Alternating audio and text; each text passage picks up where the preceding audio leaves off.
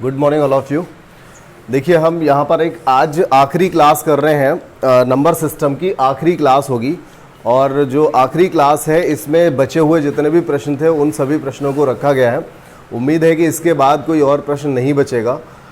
तो अगर by chance बच भी जाता है तो हम एक अलग से कोई ऐसी क्लास बना करके अलग से डाल दिया जाएगा।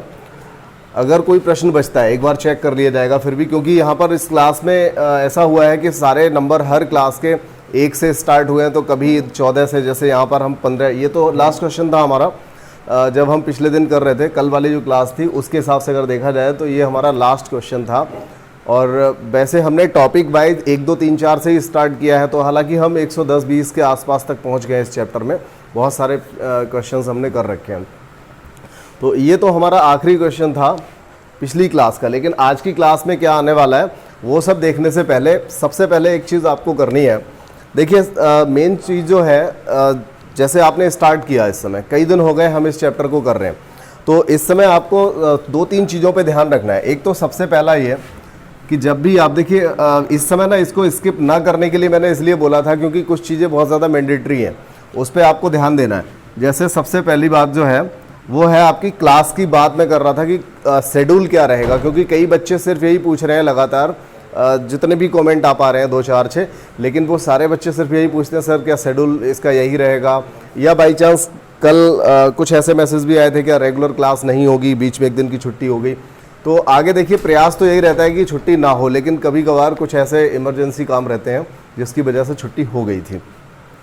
तो सबसे पहला तो ये कि अगर मैं शेड्यूल की बात करूं तो आपको डेली नेक्स्ट डे मतलब कल से आपको मैथमेटिक्स का जो रहेगा बिल्कुल भी एक बार भी ऐसा नहीं करना पड़ेगा, सोचना भी नहीं पड़ेगा आपको कि होगी या नहीं होगी। मतलब डेफिनेट होनी है क्लास, हर हालत में सुबह 6 बजे आपको मैथमेटिक्स की क्लास मिलेगी, डेफिनेट मिलेगी, ठीक है।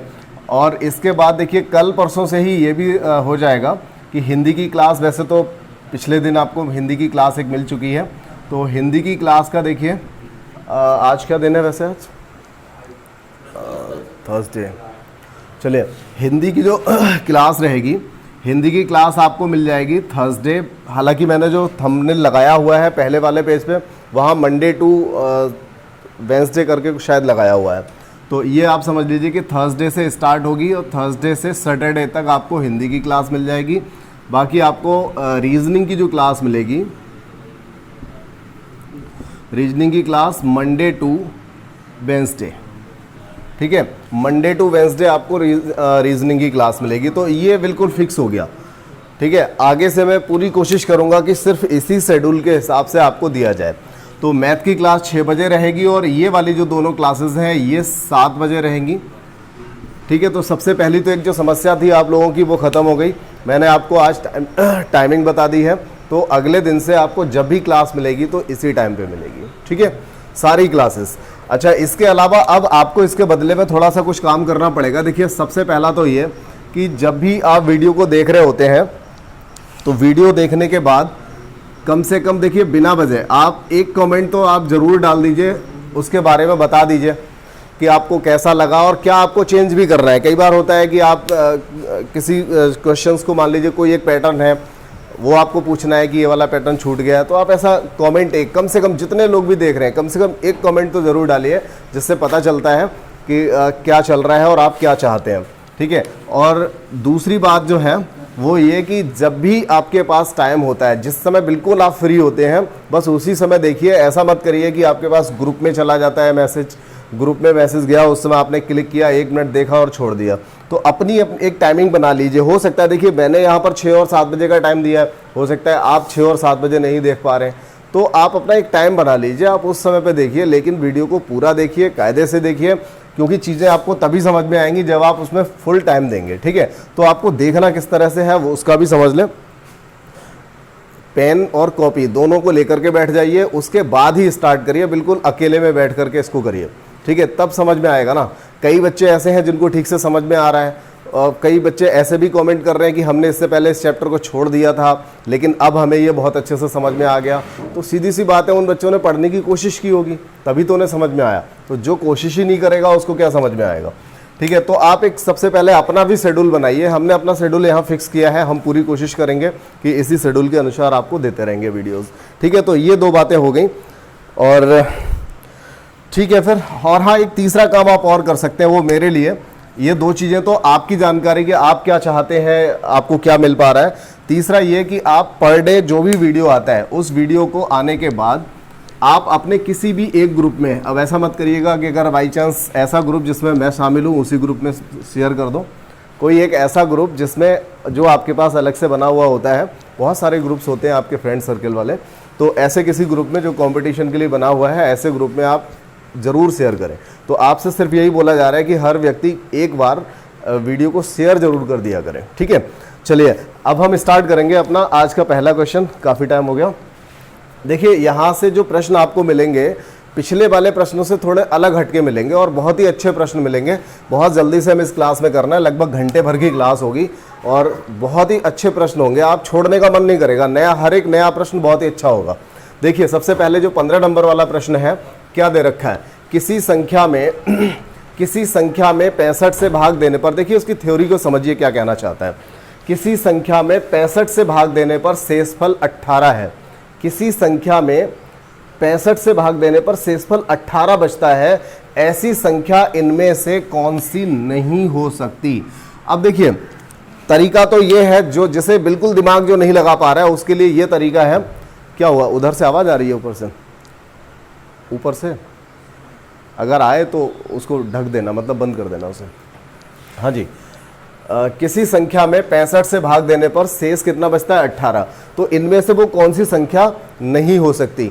तो आप क्या करेंगे, इसमें 65 से भाग लगाइए और जिसमें 18 शेष ना बचे वही आपका आंसर हो जाएगा। भाई वो क्या कहना चाहता है, किसी संख्या में 65 से भाग देने पर 18 बचता है, ऐसी संख्या इनमें से कौन सी नहीं है।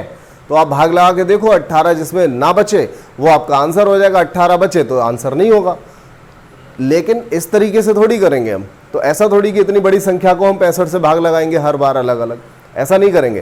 तो हमें यहाँ पर क्या करना है, देखिए अगर मैं बात करूँ कि 45 में कितने से 45 में अगर हम 8 से भाग लगाते हैं तो शेष क्या बचेगा, 5 शेष बचेगा।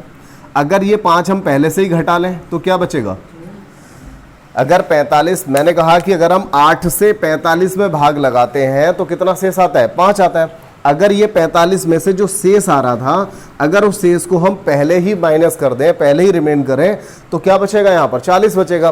क्या अब 8 से आप जब 40 में भाग लगाएंगे तो कोई शेष आएगा, नहीं आएगा। तो अब इसी तरीके से हमें इस सवाल को करना है, मतलब समझते समय आप जितना टाइम दे देंगे सवाल पे, जब आप पेपर में सॉल्व करेंगे या इसके बाद अगला प्रश्न सॉल्व करेंगे तो वही थिंकिंग आपकी अच्छे से बन जाएगी और आप आसानी से कर पाएंगे।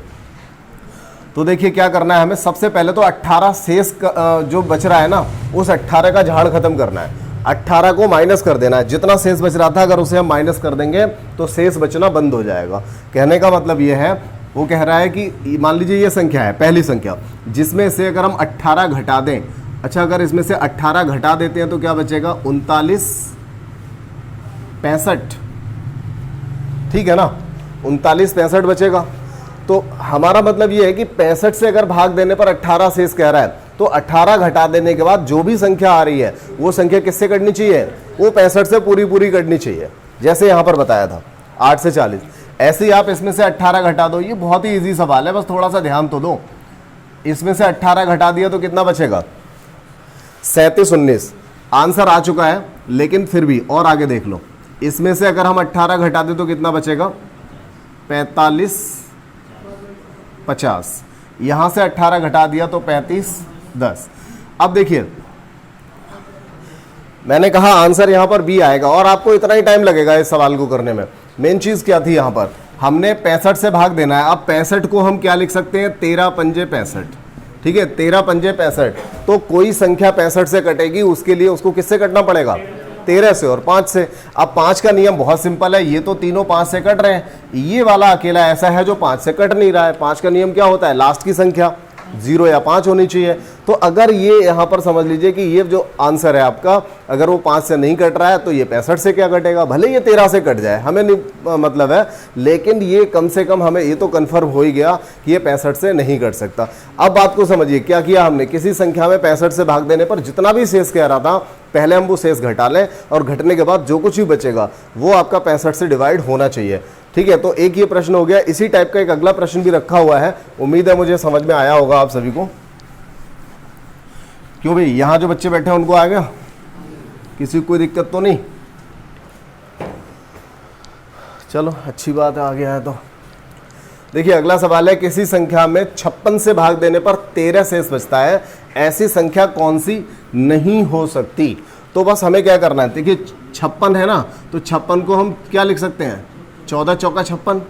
ठीक है, अब क्या करना है, 13 शेष बचने की बात कर रहा है। अगर इसमें से 2701 में से अगर हम 13 घटा देंगे तो 2688 बचेगा। तो फिलहाल ये 14 और 4, 14 से तो हम चेक करके नहीं देखेंगे ना, पहले तो हम सिर्फ 4 से देखेंगे।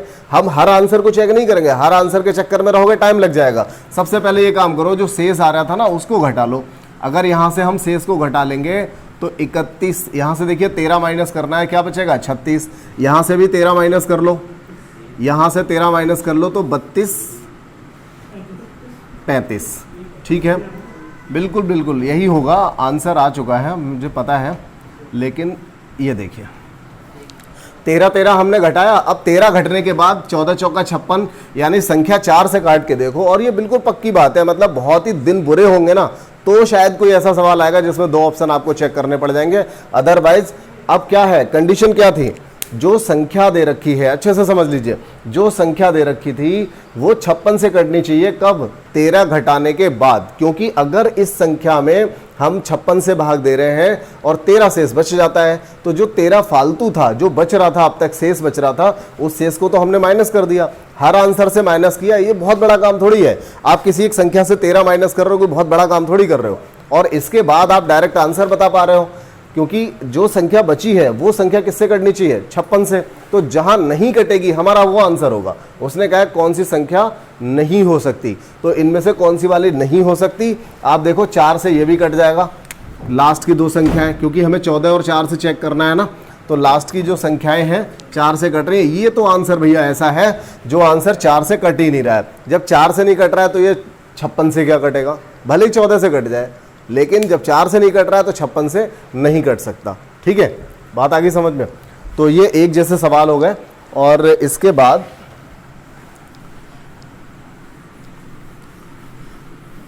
बाद अगला सवाल देख लें।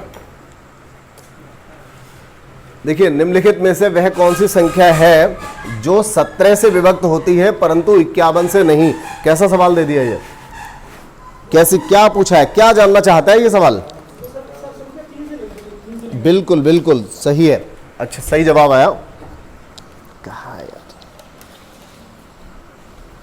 ये देखें, ये कह रहा है निम्नलिखित में से ऐसी कौन सी संख्या है जो 17 से तो कट रही है लेकिन 51 से नहीं। अच्छा, 51 से कटने के लिए क्या कंडीशन होती है, 17, ठीक है, 17 या 51, तो मतलब ये हुआ 17 से कट रही है और 51 से नहीं, इसका मतलब वो 3 से नहीं कट रही होगी। क्योंकि अगर कोई संख्या 2 से भी कट रही है, 3 से भी कट रही है, तभी तो 6 से कटती है। तो अगर वो 17 से कट रही है अच्छी बात है, लेकिन 3 से नहीं कट रही होगी, इसीलिए 17 या 51 से नहीं कट पा रही है। बस आपको इतना सा काम करना है इस तरह के सवाल में। तो देखिए,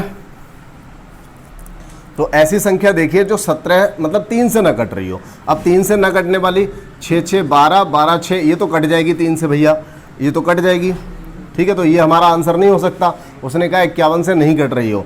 अच्छा, इसके बाद ये वाला देख लें, 7 4 11 11 9 20 7 27, ये भी कट जाएगी, तो आंसर हमारा ये भी नहीं हो सकता। अब 7 दूनी 14 7 3 21, ये भी कट जाएगी, इसीलिए हमारा आंसर ये भी नहीं हो सकता। तो फिर आंसर बचा ही कौन सा, एक आंसर तो हो गई। इसका योगफल कितना हो रहा है, 17 हो रहा है। 17 हो रहा है मतलब ये 3 से नहीं कटेगा। तो क्या करा हमने इसमें, बहुत ही आसानी से बिना कलम चलाए, देख कह सकते हो आप, सवाल में कुछ नहीं करना पड़ा हमें, सिर्फ 17 से कट रही थी, 51 से नहीं। तो हमने क्या किया, 17 या 51 इसको लिख लिया और इसे 3 से काट के देख लिया, तो ये नहीं कट रही है, वही हमारा आंसर हो गया। और एक सवाल शायद और रखा हुआ है इस तरह का, देख लें।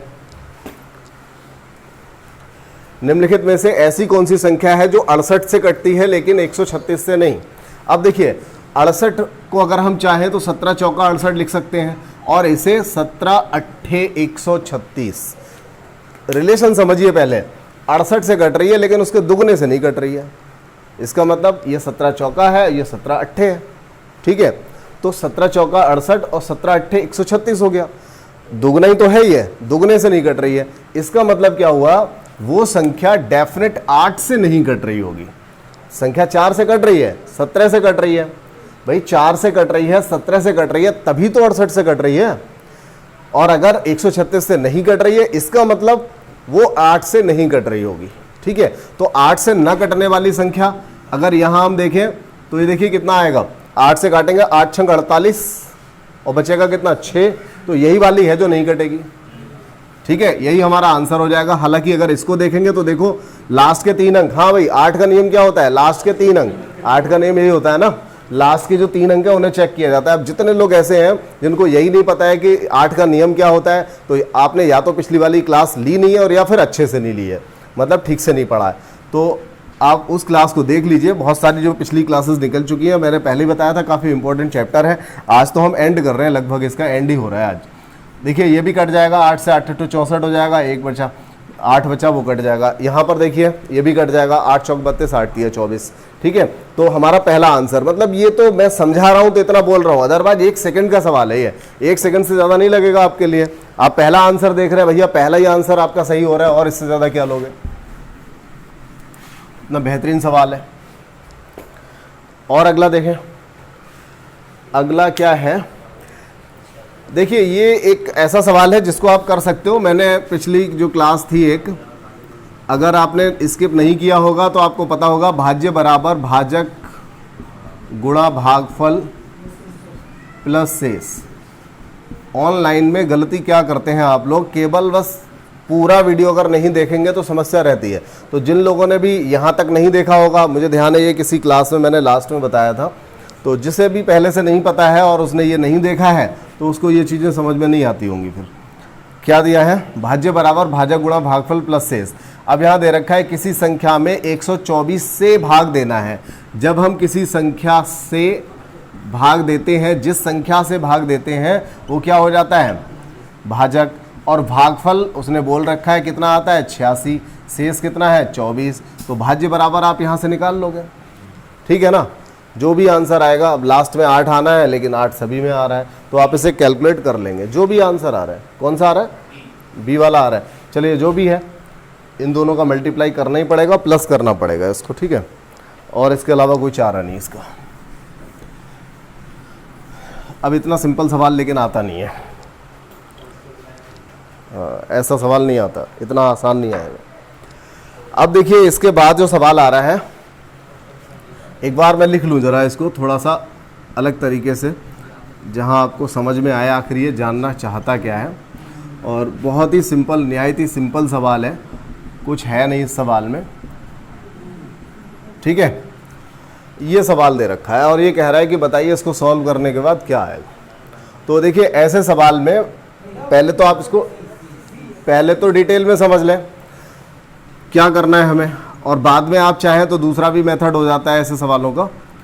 देखिए पहले क्या करना है हमें, एक स्टेप को सॉल्व करिए। 3 एकम 3, 3 से 1 गया 2/3, यहाँ 4 एकम 4, 4 से 1 गया तो 3/4, 5 एकम 5, तो यहाँ देखिए 4/5। इसी तरह से चलता रहेगा और यहाँ आ जाएगा n-1, n एकम n और n-1/n। अब देखिए इसके बाद होना क्या है, ऐसे हर सवाल में आप क्या करेंगे, ऐसे हर सवाल में वैसे आप चाहें तो केवल 2 स्टेप कर लो, तीसरा स्टेप की ज़रूरत ही नहीं, हो सकता है उसने चौथा भी दे दे तो आप चौथा भी लिखने लगो। 2 स्टेप केवल इधर के लिख लो और एक लास्ट वाला, बस इतने से ही आंसर आ जाता है। 3 से देखो 3 कट रहा है, 4 से 4, तो ये अल्टरनेट चलता ही रहेगा क्योंकि 3 4 5 6 7 ऐसे बढ़ते हुए जा रहे हैं, तो इसका मतलब इधर से हम घटते हुए आ रहे हैं। अगर ये n है तो इससे पहले क्या होगा, n-1 होगा, तो n-1 से ये कट जाएगा। तो इस तरह से कट जाते हैं। और आप ये मान के चलिए अगर पहला वाला आपने काटा तो देखा कि ऊपर तो 2 बचा है, तो इधर डेफिनेट नीचे का ही बचेगा। हर हालत में ऐसा होता है, अगर यहाँ ऊपर का बचा है तो इधर नीचे का बचेगा, और अगर यहाँ नीचे वाली संख्या बच गई है तो यहाँ पर ऊपर वाली संख्या बचेगी। ठीक है, तो ये बिल्कुल फिक्स है। और बहुत सारी किताबों में ये सेम सवाल भी दे रखा है, कर सकते हैं आप इसको। ठीक है, बात आ गई समझ में। इसके बाद देखिए और अगला एक सवाल, ये जो सवाल है ये उसी तरह का है जो अभी हमने किया था,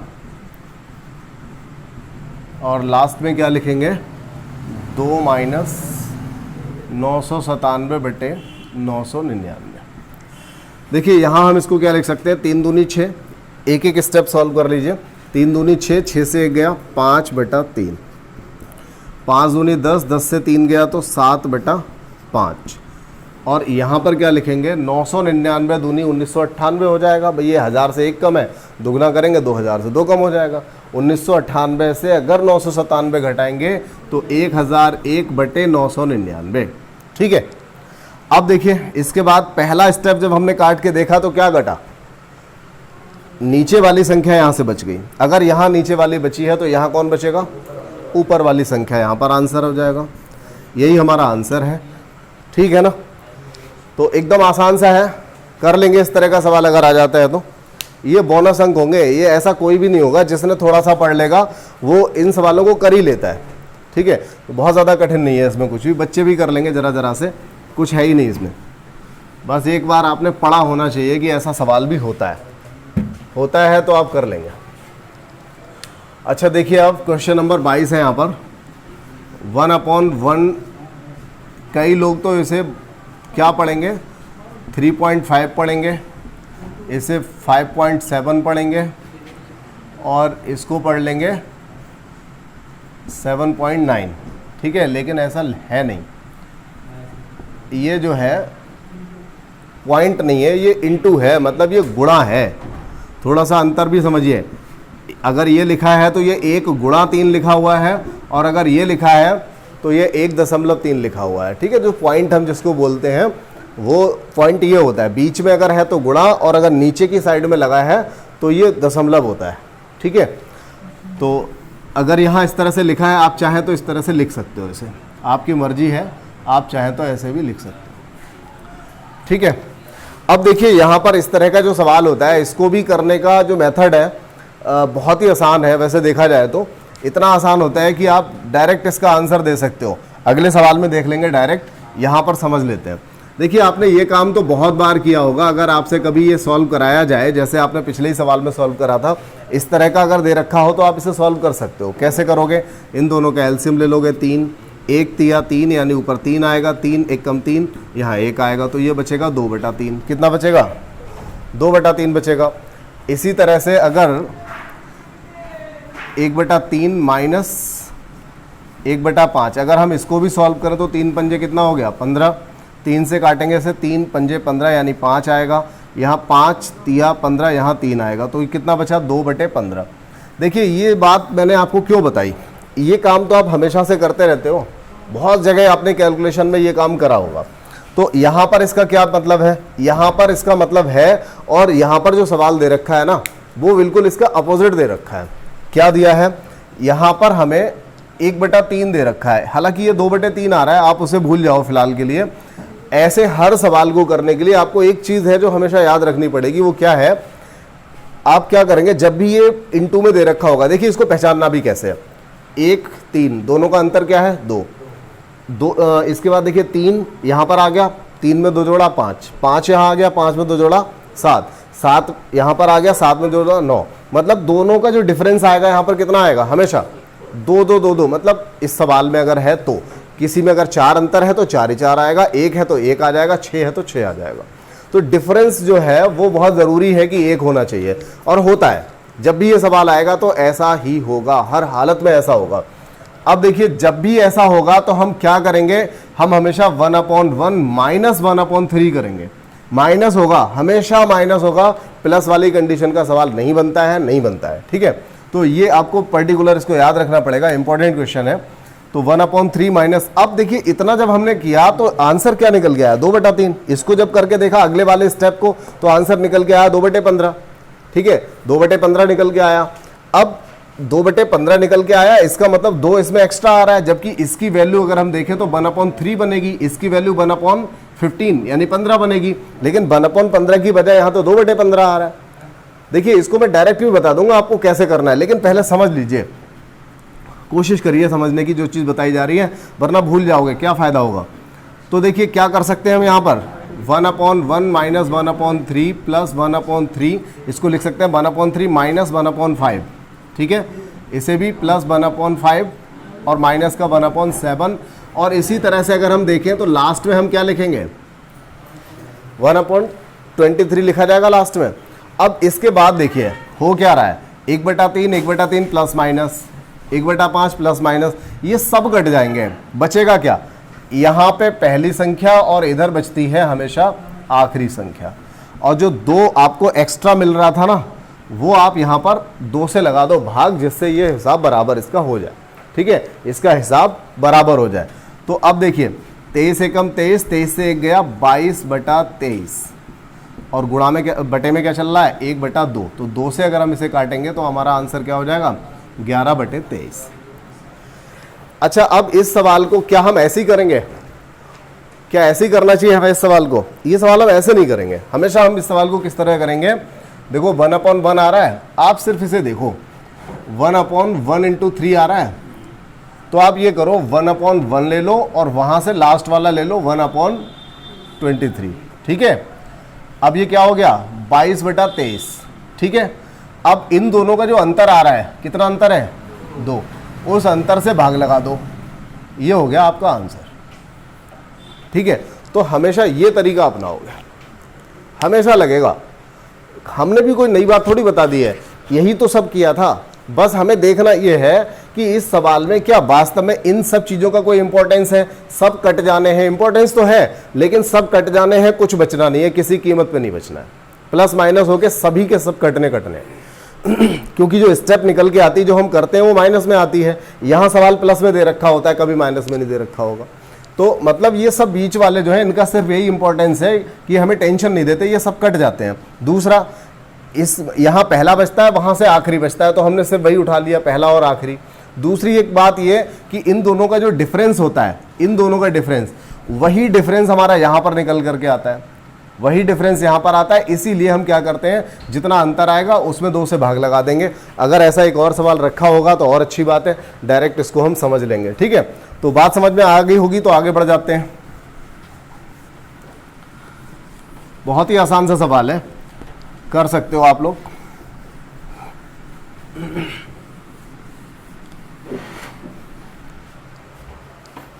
चलिए अगला सवाल देखें क्या है। देखिए फिर से उसी टाइप का सवाल आया, तो अब हम क्या करेंगे 1/1 माइनस लास्ट संख्या हमारी क्या है 1/25, 1/25, तो 25 एकम 25, 25 से 1 गया 24/25।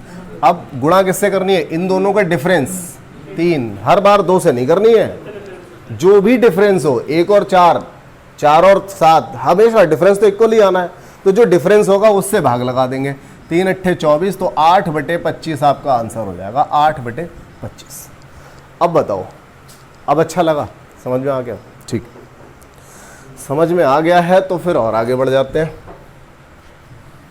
क्या सवाल है अगला, देखिए अगला सवाल क्या दे रखा है, 10 की घात n-1 सदैव 11 से विभक्त होगा यदि, क्या कंडीशन। देखिए ये जो ऐसे सवाल है ना, इनमें आपको ज़्यादा दिमाग लगाने की जरूरत नहीं है, सिर्फ इतना दिमाग लगाओ कि जो लिखा है उसे पढ़ लो, बस, इससे ज़्यादा कुछ है ही नहीं, कुछ भी नहीं है इसमें, ठीक है। चलिए शेड्यूल मैंने आपको क्लास का बता ही दिया है, स्टार्टिंग में जो बच्चे थे, जिन्होंने स्टार्टिंग में देखा होगा, स्किप नहीं किया होगा, उनको पता होगा कि कौन कौन से दिन कौन से वीडियो मिलेगी, सारा क्लास वाइज सब्जेक्ट वाइज मैंने बता रखा है। चलिए देखिए क्या दे रखा है, 24वां सवाल है हमारा, 10 की घात n-1 सदैव 11 से घटेगा, ठीक है। अब हमें इसमें भी क्या करना है, कलम को बिल्कुल बंद रखना है तो भी आंसर आएगा। अब ये जो कंडीशंस दे रखी है ना, तो हमें ये कंडीशन इसमें पुट करके देखनी है। जैसे वो कह रहा है n का मान कुछ भी हो, कुछ भी होगा मतलब क्या है, सम विषम कुछ भी हो, तो चलो देख लेते हैं एक बार। ऐसा करते हैं, पहले विषम देखते हैं, फिर सम देखते हैं, और उसके बाद अगर ये दोनों से ही हो गया, इसका मतलब पहला वाला आंसर सही हो जाएगा। तो पहले एक काम करते हैं, n का मान विषम रखते हैं। अब 10 की घात अगर हम विषम रखेंगे तो सबसे पहले आप 10 की घात 1 ही रख के देख लो। अगर 10 की घात 1 करोगे तो क्या आएगा 10, तो 10 माइनस 1 बराबर 9। क्या 9 11 से कटेगा? नहीं कटेगा, नहीं कटेगा ना। चलिए, तो फिर पहला वाला ये वाला जो था ये तो कैंसिल हो गया और ये भी कैंसिल हो गया, क्योंकि जब विषम से नहीं कट रहा है तो कुछ भी होगा मतलब क्या है, नहीं कटेगा। कुछ भी वाला कैसे कट जाएगा जब विषम से नहीं कट रहा है? तो कुछ भी का मतलब तो यहाँ पर सम और विषम ही तो है, तो इसका मतलब अब सम हो सकता है। चेक कर लेते हैं, n का मान एक सम हो। 10 की घात अगर हम 2 करेंगे तो क्या आएगा 100 माइनस 1 बराबर 99। क्या 99 11 से कटेगा? कटेगा। अगर इसका मान हम 4 रखें, 10 की घात अगर 2 की जगह 4 रख लें तो 10,000 हो जाएगा ना भाई। 10 की घात 4 करेंगे तो क्या हो जाएगा, 4 जीरो लग जाएंगे। 4 जीरो यानी कि यहाँ पर हो जाएगा 4 बार 9, 9,999। क्या ये 11 से कटेगा? कटेगा। इसका मतलब ये बात हो गई कि जो भी n का मान हम सम रखते जाएंगे तो हमेशा 11 से ये कटता जाएगा। बात क्लियर हुई या नहीं हुई? ठीक है ना। n का मान क्या होना चाहिए? सम होना चाहिए यहाँ पर, तभी बात बनेगी। देखिए अगला सवाल भी आ गया है, पहले अगला सवाल आ गया उसको देख ले। यहाँ पर कह रहा है 100 की घात अगर n है और -1 भी दे रखा है, 11 से कटेगा जब, तो देखिए n का मान क्या हो, कुछ भी हो। चेक करते हैं पहला आंसर। अगर हम 100 की घात 1 मान लेंगे, अगर 100 की घात, ध्यान दीजिए इधर, अगर 100 की घात हम 1 मानेंगे तो 100 हो जाएगा और 100 में से 1 गया तो 99 बचेगा। 99 11 से कट जाएगा, लेकिन बात यहीं पे खत्म नहीं होती। अगर 1 से कट रहा है तो चला 2 से भी चेक करके देख लो कटेगा या नहीं कटेगा। अब 100 की घात अगर हम 2 करेंगे तो कितना हो जाएगा 10,000। 10,000 माइनस 1, 10,000 माइनस 1, इसका मतलब कट जाएगा। अब देखिए वो कह रहा है कि n का मान कुछ भी हो और एक यहां पर दे रखा है n का मान क्या हो, एक प्राकृत संख्या हो। n का मान क्या हो, एक प्राकृत संख्या हो। क्या n का मान अगर -2 हो गया या n का मान 0 हो गया, क्या तब भी काट लोगे? तब तो 0 बन जाएगा या 1 बन जाएगा, नहीं कटेगा। तो कुछ भी हो अगर दे रखा है तो आप उसे सही नहीं करोगे। आपने अभी तक यहाँ पर क्या पुट करा, आपने या तो वहां सम रखा था या विषम रखा था और संख्या जो थी वो कट रही थी। भाई आपने n का मान 1 रखा तो ये 99 बना, n का मान 2 रखा 9,999 बना, तभी तो आप कह पा रहे हो कि ये कटेगा। इसका मतलब वो क्या थे, एक आपने जो आंसर लगाए थे वो क्या थे, एक प्राकृत संख्या ही तो थे। 1 2 3 4 5 इन्हीं में से तो कुछ लगा रहे थे। आप जो वैल्यू चाहे लगा लो। अगर n का मान आप 4 भी लगाओगे तो भी ऐसा होगा। देखिए 4 लगाओगे तो क्या होगा, 8 जीरो लग जाएंगे। यहाँ पर क्या हो जाएगा 8 जीरो, 1 के आगे 8 जीरो लग जाएंगे, 4 दूनी 8, 8 जीरो लग जाएंगे 1 के आगे, उसमें से 1 घटाएंगे तो 8 बार 9 आ जाएगा। 8 बार 9 आएगा तो 11 9 99, 11 9 99 करके आप उसे काट लोगे। ठीक है, मतलब वो कटना ही कटना है। तो यहाँ पर मतलब ये हुआ कि n की वैल्यू सम विषम में से कुछ भी हो सकती है, इसके अलावा कुछ और नहीं। तो जब केवल सम विषम की बात कर रहा है इसका मतलब वो कैसी होगी, प्राकृत संख्या होगी, प्राकृत संख्या। ठीक है, चलिए इसके बाद अगला हमारा एक सवाल है। देखिए सवाल बहुत ही सिंपल सा है, लेकिन बताना मैं ज़रूरी इसलिए समझता हूँ क्योंकि क्लास को कई बार कुछ ऐसे बच्चे भी ले रहे होते हैं जिन बच्चों ने इन चीज़ों को नहीं पढ़ा होता है। और अभी तो वैसे भी पिछले 1.5-2 साल से 2 साल लगातार हो गए, कुछ ऐसे बच्चे जो 9th के बाद सीधे फर्स्ट ईयर इंटर में आ गए हैं अब तो बहुत से ऐसे बच्चे हैं जो अछूते रह गए होंगे। बहुत सारी चीज़ें ऐसी होंगी जिनको नहीं पढ़ा होगा। बताओ बोर्ड जैसे एग्ज़ाम जो थे हाई स्कूल का, फर्स्ट ईयर का या इंटर का, ऐसे एग्ज़ाम भी आपके कैंसिल हो गए। बहुत से ऐसे नए नए बच्चे होंगे। चलिए खैर 31,786 में ये कह रहा है 7 के स्थानीय मान और जातीय मान का अंतर बताओ। ये इस टाइप का इकलौता सवाल है इस वीडियो में, इसलिए मैं इसको ठीक से बता देता हूँ। स्थानीय मान क्या होता है, जातीय मान क्या होता है। देखिए जातीय मान को आप लिख सकते हो, जातीय मान और या फिर अंकित मान एक ही बात है। जातीय मान या फिर अंकित मान एक ही बात है, जिसको आप लिख सकते हो सेम। सेम क्यों लिखा हमने मतलब किसी भी अंक की, जैसे इसमें 6 8 7 1 3, हम किसी का भी पूछें कि इसमें 7 का 6 का 8 का अंकित मान क्या होगा या फिर उसकी जातीय मान उसका क्या होगा, तो किसी भी संख्या का, किसी भी नंबर का जातीय मान और अंकित मान, अंकित मतलब जो छपा हुआ है, तो छपा हुआ जो मान है वो तो वही रहेगा, 7 का 7 रहेगा, 3 का 3 रहेगा, 1 का 1 रहेगा, 8 का 8 रहेगा। ठीक है, तो हमेशा वो क्या रहेगा, सेम रहेगा। तो जातीय मान अंकित मान एक ही बात होती है, सेम होती है, सेम रहेगा। बात करें अगर स्थानीय मान की, तो स्थानीय मान का मतलब होता है कि भाई वो है किस जगह पर, प्लेस वैल्यू, तो वो कौन सी जगह पर है, इस बात पर डिपेंड करेगा कि उसकी वैल्यू क्या है। जैसे 6 जो है यहाँ पर, 6 क्या है, 6 स्थान यानी इकाई नंबर पर आ रहा है, तो 6 इकाई यानी 6 का 1 से गुणा। 8 दहाई नंबर पर आ रहा है तो इसका हम 10 से गुणा करेंगे। ठीक है, 7 सैकड़े वाले नंबर पर आ रहा है, वंस टेंस, इस तरह से आप देखेंगे तो 7 कहाँ आ रहा है, दहाई वाले नंबर पे आ रहा है। तो आप इस तरह से भी कर सकते हो, अगर स्थानीय मान पूछा है किसका, 7 का, तो 7 लिखो और इसके आगे 2 अंक हैं तो 2 जीरो लगा लो, तो 7 का स्थानीय मान क्या हो जाएगा, 700 हो जाएगा। और 7 का जो जातीय मान है, 7 का जातीय मान वो तो भाई 7 ही रहेगा। यही तो पूछा है, स्थानीय मान और जातीय मान का अंतर, तो स्थानीय मान भी आपने निकाल लिया, जातीय मान, दोनों का जब अंतर ले लेंगे तो आंसर क्या हो जाएगा, 693 यहाँ पर आंसर हो जाएगा। तो जातीय मान स्थानीय मान बहुत ही छोटी सी एक बात थी जिसको आपने समझ लिया। अब देखिए एक सवाल और है हमारे पास, जातीय मान स्थानीय मान से रिलेटिव एक सवाल और है। सवाल क्या लिखा हुआ है, 0.04352 ठीक है, ये लिखा हुआ है और इसमें कहा जा रहा है 5 का स्थानीय मान बताओ। तो ये कौन सी बड़ी बात है, 5 के नीचे 5 लिखेंगे और उसके आगे जितने भी अंक है उतने जीरो लगाएंगे। ये हमने पिछले सवाल में बताया था, लेकिन यहाँ पर ऐसा नहीं होगा। देखिए दरअसल होता क्या है, जैसे पिछला सवाल था, मैं यहाँ पर लिख लेता हूँ, मुझे ध्यान भी नहीं है, शायद 31,786, ठीक है ये था। तो मैंने क्या बताया कि अगर 7 यहाँ पर आ रहा है या हम 1 का स्थानीय मान निकालें तो 1 के नीचे 1 लिखेंगे और इसके आगे जितने भी अंक हैं उतने जीरो लगा लेंगे। ऐसा हमने क्यों किया, क्योंकि अगर हम इस संख्या में देखें दशमलव कहाँ है तो आप कहेंगे दशमलव यहाँ पर होगा। दशमलव कहाँ होगा, बिल्कुल लास्ट में होगा, दाईं ओर होगा। तो हम दशमलव की ओर बढ़ाते हैं जीरो को, तो यहाँ पर दशमलव कहाँ है, यहाँ पर है।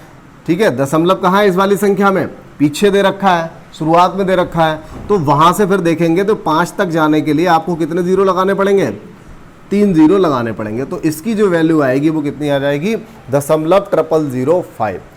ठीक है, दशमलव की ओर जाना है, जीरो दशमलव की ओर लगाने हैं, ज़्यादा इसमें मत रहना कि बस आगे वाले ही लगाने, भाई दशमलव यहाँ लगाए कोई तो मतलब होगा। अब आंसर या तो ऐसे लिख लो या फिर ये दशमलव हटाओगे तो नीचे कितने जीरो आ जाएंगे, 4 जीरो आएंगे। 5 का भी तो आएगा, 1 2 3 4, 4 अंक है ना, दशमलव के बाद 4 अंक है तो 4 ही जीरो तो आएंगे। तो आंसर आपका ये वाला होगा। ठीक है, बात क्लियर हो गई यहाँ तक। शायद इस क्लास में अभी कुछ सवाल और बचे हुए हैं, देख लेते हैं कुछ है या नहीं।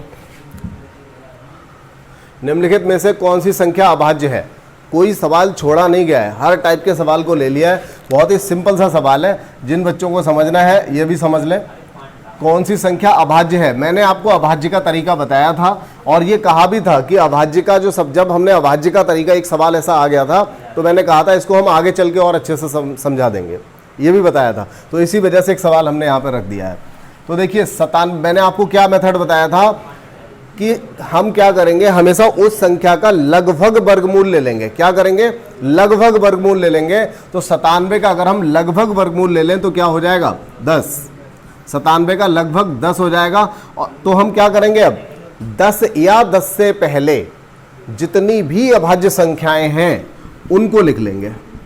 अब भैया यहां पर संख्याएं हैं मात्र 2 3 5 और 7, तो इनसे काट के देखिए 97 को, इनमें से कौन सी संख्या अभाज्य है अभी पता चल जाएगा। तो देखिए ये 2 से नहीं कटेगा, 2 का नियम हमें आता है, सम विषम होना चाहिए। 3 से नहीं कटेगा क्योंकि इन दोनों का योगफल कितना हो रहा है, 16 हो रहा है। 5 से नहीं कटेगा क्योंकि 0 और 5 नहीं है। 7 से हम काट के देख लेंगे, 7 एकम 7, 2 बचा 27 हो गया, नहीं कटेगा। यही आंसर मिल गया हमें, यही संख्या हमारी अभाज्य है। ठीक है, यही मेथड तो बताया था। अब देखिए इसके अलावा अगर हम इन सब की बात करें तो मैक्सिमम 11 तक ही ऐसा होगा। इसका अगर देखेंगे तो 8 निकल के आ जाएगा वर्गमूल, तो ये 3 से जब हम काट के देखेंगे तो ये 2 से नहीं कटेगा, लेकिन ये 3 से कट जाएगा। 91 को अगर हम देखेंगे तो ये 7 से कट जाएगा। 13 सत्ते 91 होता है, सबको पता है, छोटी सी संख्या है। 119 भी हमारा 17 सत्ते 119, ये भी कट जाना है। तो मतलब ये हुआ, आप जितनी भी संख्या दे रखी है उस संख्या का लगभग वर्गमूल निकाल लो, और जो वर्गमूल आए उससे पहले जितनी अभाज्य संख्याएं हैं केवल उनसे ही काट के देखो, ज्यादा संख्याओं से नहीं काटना है, केवल उन्हीं से काट के देखना है जो संख्याएं अभाज्य हैं। ठीक है, तो क्लियर हो गई होगी बात, और आगे बढ़ जाते हैं। देखिए एक सवाल ये भी है, यदि सभी अभाज्य संख्या, बहुत ही अच्छा सवाल है वैसे, इसका कॉन्सेप्ट जिन लोगों को समझ में आता है, जिन लोगों ने कर रखा है सवाल या समझ गए होंगे देखते देखते, तो अच्छी बात है। जिनको नहीं आया वो लोग समझ लें। यदि सभी अभाज्य संख्याओं का योगफल x हो, क्या कह दिया इसने, भाई सभी अभाज्य संख्याओं को तो हम निकाल भी नहीं सकते, कितनी संख्याएं हैं, अनंत है, कोई लिमिट ही नहीं है, लेकिन फिर भी वो कह रहा है चलिए ठीक है मान लेते हैं। देखिए ऐसा करिए, इसको समझने का सबसे बढ़िया अगर कोई मेथड है तो वो ये है, सभी अभाज्य संख्याओं को लिख लेते हैं। सभी अभाज्य संख्या को भैया कैसे लिखेंगे, डॉट डॉट डॉट डॉट, कहाँ तक जाना है, अनंत तक। तो ये सभी अभाज्य संख्या हो गई, और हमें ये पता है, हाँ आगे उसने क्या बोला, एक चीज तो हमें पता है ना कि जो अभाज्य संख्याएं होती हैं उनमें सबसे पहली जो संख्या होती है यही एक इकलौती ऐसी अभाज्य संख्या है जो कि सम है। इसके अलावा सबकी सब कैसी हैं, विषम है। तो यही एक ऐसी संख्या है, एक ऐसा प्राइम नंबर है जो क्या है, सम है। इसके अलावा सबके सब विषम होते हैं। ठीक है, बाकी सब ऑड होते हैं, अकेला यही इवन है। तो अब इसके बाद ये क्या कह रहा है, जबकि सभी, तो देखिए यहां से अगर हम यहां तक की बात करें तो योगफल कितना है, x, लेकिन वो कह रहा है जबकि जितनी विषम संख्याएं हैं, तो विषम कहां से शुरू होंगे भैया, यहां से, क्योंकि विषम अभाज्य। तो यही अकेला 2 तो बचा, इनका योगफल कितना है 22। कौन सी संख्याओं का, विषम अभाज्य संख्याओं का। जब सभी का टोटल x है और अभाज्य संख्याओं का टोटल कितना है 22 है, तो हम इस x में से 22 घटा के पूछ रहा है कि x माइनस वाई की वैल्यू क्या होगी। तो टोटल में से अगर सबकी सब विषम अभाज्य संख्याएं हम माइनस करेंगे तो बचेगा क्या, अकेला 2 ही तो बचेगा। तो x माइनस वाई बराबर 2 बचेगा, क्योंकि यही तो है अकेला जो सम और विषम संख्याओं का, मतलब टोटल संख्याओं का और विषम संख्याओं का जो डिफरेंस है, क्योंकि इकलौती 2 ही तो ऐसी सम अभाज्य संख्या है जो यहां पर आ रही है, फर्स्ट नंबर पे आती है, अकेली संख्या है। तो क्या होगा, टोटल जो है वो x दे रखा है और जितनी विषम अभाज्य है उनका टोटल y दे रखा है। x माइनस वाई बराबर क्या वैल्यू आ जाएगी, यहां से 2 आ जाएगी। ठीक है, एक सवाल अभी और बचा हुआ है, उस सवाल को और निपटाते हैं।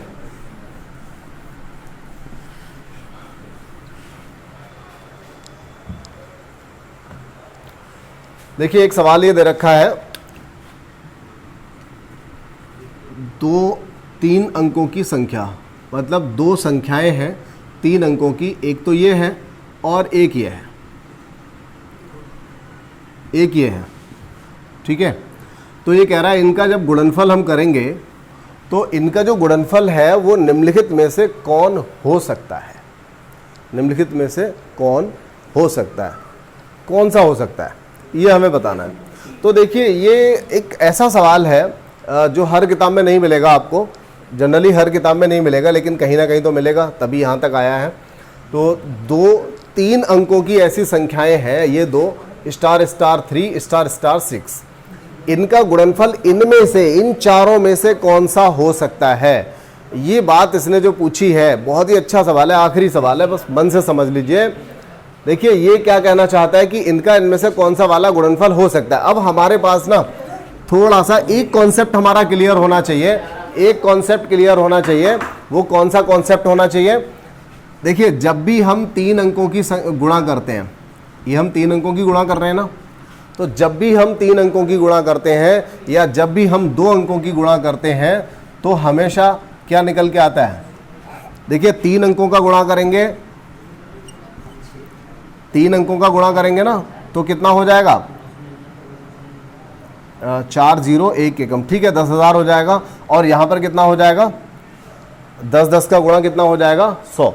अच्छा अब इन दोनों को मैंने क्यों लिखा है यहाँ पर, जरा इनको कंपेयर कर लें। 3 अंक और 3 अंक, ठीक है 3 अंक यहाँ पर दे रखे हैं और ये भी कितने हैं 3 अंक हैं। जब 3 अंकों का मल्टीप्लाई कर रहे हैं तो कितने अंकों में आ रहा है, 5 डिजिट में आ रहा है। और यहाँ पर जब हम 2 2 का कर रहे हैं तो 2 और 2 4, 4 से 1 घटा दिया 3, ये कितने डिजिट में आ रहा है? 3 डिजिट में आ रहा है, और ये वाला 5 डिजिट में आ रहा है। अच्छा, क्या हमेशा ऐसा होगा? क्या हमेशा ऐसा होगा? अगर हम 2 डिजिट में, देखिए डबल डिजिट की अगर बात करें, 2 अंकों की अगर संख्या की बात करें तो ये सबसे छोटी संख्या है। अगर हम सबसे बड़ी संख्या ले लें, सबसे बड़ी संख्या ले लें तो क्या होगा? 9999। अगर 99 का 99 से गुणा करेंगे तो 9801 आता है। इसी तरह से अगर हम यहाँ पर भी 999 ले लें तो इस तरह से यहाँ पर भी तो डिजिट चेंज होनी चाहिए। मतलब अगर हम इनका मल्टीप्लाई कर रहे हैं तो ये कितना निकल के आ रहा है? 4 अंकों में आ रहा है, 4 डिजिट में आ रहा है। तो एक बात आप बिल्कुल पक्की समझ लो। वो क्या पक्की बात समझनी है, मैं आपको बता दूं। देखिए यहाँ पर भी अगर हम लेंगे तो ये 6 डिजिट में आएगा, इसका जो आंसर आएगा वो 6 डिजिट में आएगा। तो आप यहाँ पर किस तरह से, आपको कॉन्सेप्ट अपना कैसे ध्यान रखना है, इसका कैसे याद रखनी है ये चीज़ें। अगर 3 अंकों वाली संख्या है तो 3 कितने हुए? 6। तो मैक्सिमम 6 अंकों तक इसका गुणा जा सकता है या फिर 5 अंकों में रह सकता है। तो या तो 5 अंकों में इसका गुणा होगा या 6 अंकों में होगा, ना इससे ऊपर जाएगा ना इससे नीचे जाएगा।